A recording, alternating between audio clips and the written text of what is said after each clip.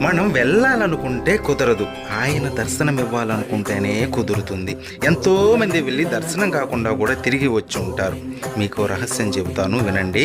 ఆయన మనకి దర్శనం ఇవ్వాలనే సూచనలు మనకి పంపుతాడు. ఎలా అంటే నిద్రపోతున్నప్పుడు కలలో కనపడడం, తరచూ శ్రీవారి గురించి విషయాలు మన చెవిన పడడం, లేదా ఎవరైనా తిరుమలకు పిలవడం.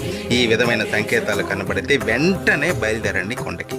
కానీ ఒక్క విషయం, అక్కడ మనం దర్శించుకునేది మామూలు విగ్రహం కాదు, సకల జగత్తును నడిపే శక్తి స్వరూపం, బ్రహ్మాది దేవతలు దర్శించుకునే విరాట్ స్వరూపం అది. విగ్రహ రూపంలో కనిపించి భ్రమింపజేసే శ్రీవారి రూపం అది. చక్రవర్తులు, సామంతులు ఆయన దర్శనం కోసం బంగారు వాకిలి ముందు పడిగాపులు కాశారు. అటువంటి స్వామి దర్శనం పూర్వజన్మ సుకృతం. ఇలాంటి ఎన్నో వీడియోలు మన ఛానల్లో ఉన్నాయి. సబ్స్క్రైబ్ చేసుకుని వాటన్నిటినీ వినండి. శ్రీవారి దర్శనం మీరు ఎన్నిసార్లు చేసుకున్నారో కామెంట్ చేయండి. ఓం నమో వెంకటేశాయ.